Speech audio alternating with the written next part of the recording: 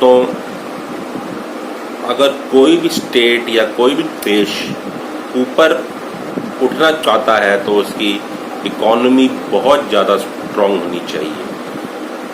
कहीं और हमेशा से ही एक कंट्री का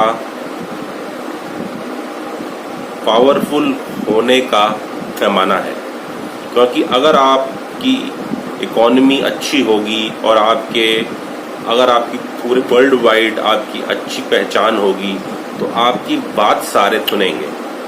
इसीलिए अगर कोई भी स्टेट को अपनी चीज़ें औरों तक पहुंचानी है, अपनी किसी कंट्री को अपनी चीज़ें औरों तक पहुंचानी है, तो उसको अपनी इकॉनमी और अपने सिटीजन्स पर ध्यान देना होगा। दोस्तों, इसी चलते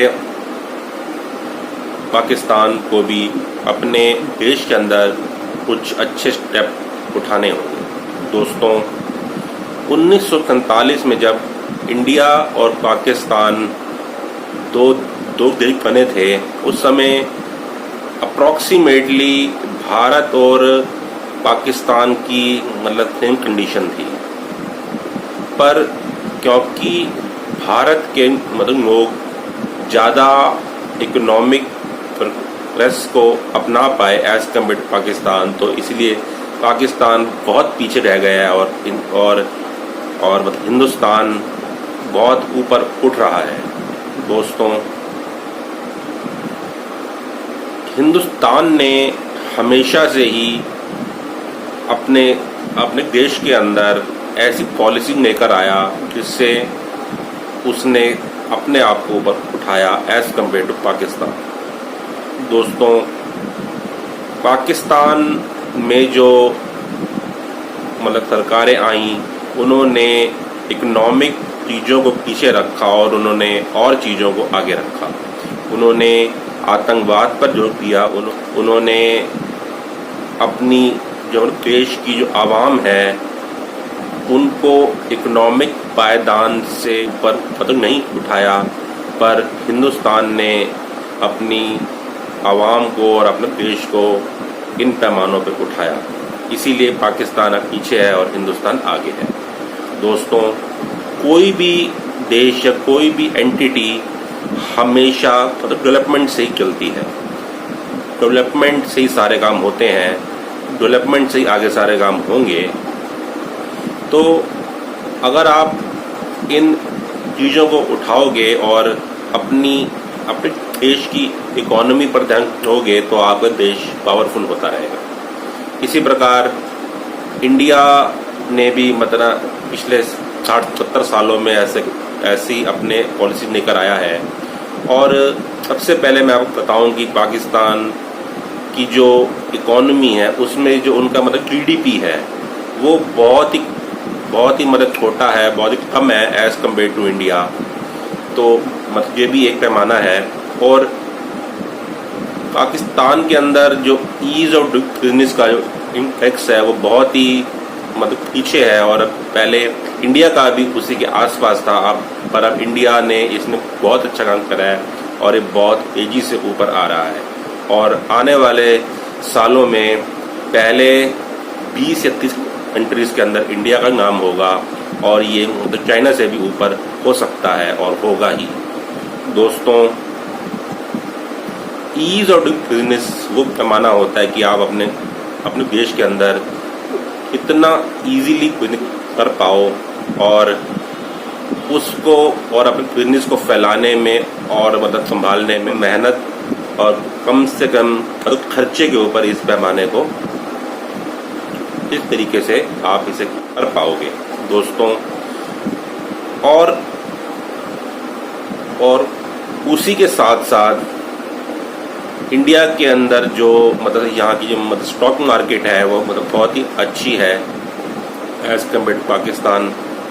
इंडिया में जो मतलब इंडिया के अंदर जो मतलब क्या कहते हैं लोन्स देने का जो एक सिस्टम है वो भी पाकिस्तान से बहुत अच्छा है। इंडियन बैंक सारे विश्व में माने जाते हैं और पाकिस्तान का कोई भी बैंक विश्व के अंदर कोई अच्छे स्थान पर नहीं है। तो ये इतने सारे पैरामीटर्स हैं इस पे पाकिस्तान को ध्यान देना होगा अगर उसको इकोनॉमिक पायदान पे ऊपर उठना है। दोस्तों, एक और जो चीज़ पाकिस्तान के लिए बहुत ही अच्छी हो सकती है कि जो उनके छोटे बिजनेसेस हैं उन पे ध्यान दे, क्योंकि एक ज़माने में मतलब चाइना ने भी इस पर ध्यान दिया था, अपने छोटे बिजनेसेस पे ध्यान दिया और उन्होंने छोटे बिजनेसेस को ऊपर उठाया और आज चाइना एक अच्छी स्थिति में है इकोनॉमिक पॉइंट ऑफ व्यू से।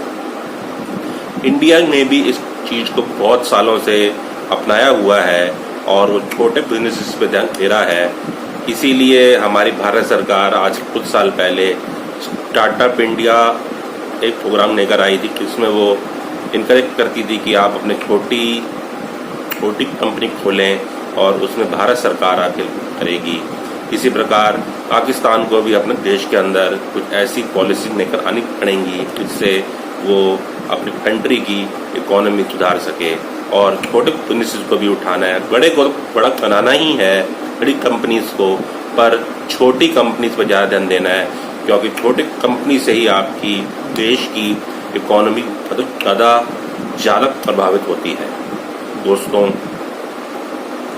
एक और बात जो बहुत ही ज़्यादा पाकिस्तान के साथ एसोसिएटेड है कि वो अपनी आवाम को ये समझाए कि आतंकवाद और इन सब चीज़ों से वायलेंस में कुछ रखा, अपनी ज़िंदगी बेहतरी में लाने के लिए आपको कुछ अच्छे स्टेप उठाने चाहिए। तो ये बात अपनी आवाम को समझाए और उनकी आवाम अपनी सरकार की बात समझ भी जाएगी, क्योंकि आवाम और सरकार एक दूसरे के पूरक होते हैं, दोनों को एक दूसरे की आवश्यकता होती है। अगर आवाम कुछ उल्टे ट्रैक पे चल रही है तो उनकी सरकार को समझाना चाहिए, अगर सरकार कुछ काम नहीं करी तो आवाम को समझाना चाहिए। तो ये एक दूसरे के पूरक हैं। वहाँ की सरकार और आवाम एक साथ मिल के काम करें और अपने देश से आतंकवाद हटाएं और साथ ही साथ जो सारे विश्व में आतंकवाद जो इन्होंने फैलाया है उसको भी हटाएं और एक दूसरे के साथ में सब मिलकर अपने तरक्की की राह पे ऊपर उठें, क्योंकि डेवलपमेंट से ही आज तक इंसान इधर आया है और डेवलपमेंट से ही आगे सारे काम होंगे। तो क्यों अपने अर्थ में समय और पैसा फालतू के कामों में लगाएं, इससे ना ही इंसानियत भला है। तो ये इनडायरेक्टली अगर आप आतंकवाद फैलाते हो तो वो आतंकवाद एक ना एक दिन सारे संसार के लिए तबाह होगा, आपका देश भी खराब होगा और सारा कुछ खराब होगा। इसीलिए हमें तरक्की की राह पर ऊपर उठना होगा इंसान को। दोस्तों, जो पाकिस्तान की जो शेयर मार्केट है उसको ऊपर उठाने के लिए जो पाकिस्तानी बिजनेसमैन है उनको कुछ स्टेप उठाने होंगे। उनको बाहर से अपनी कंट्री के अंदर इन्वेस्टमेंट लानी होगी और उस इन्वेस्टमेंट के चलते पाकिस्तान के अंदर और बिजनेस अपॉर्चुनिटीज़ और क्या कहते हैं जॉब अपॉर्चुनिटीज़ स्थापित होंगी, जिससे उनकी शेयर मार्केट में एक जंप आएगा और उस जंप से उनकी इकोनॉमी स्ट्रांग होगी और वो धीरे धीरे आवाम में फैल जाएगी और आवाम का जीने का स्तर ऊपर होगा। अगर आपका जीने का स्तर ऊपर होगा तो बाहर की देशों को लगेगा कि ये देश अब तरक्की के राह पे चल रहा है, हम इसमें और इन्वेस्टमेंट दें। और सुनो, अगर आपके देश के अंदर इन्वेस्टमेंट आएगी तभी आपकी इकोनॉमी और ऊपर होती रहेगी। तो ये एक और पैमाना है अपनी इकोनॉमी को सुधारने का। होपफुली आपको ये हमारा वीडियो अच्छा लगा होगा, तो आप अपने सर्कल में से शेयर करें और साथ ही साथ में हमारे चैनल को जरूर सब्सक्राइब करिए। तब तक अगले वीडियो में कब आए। जय हिंद, वंदे मातरम, भारत माता की जय हो।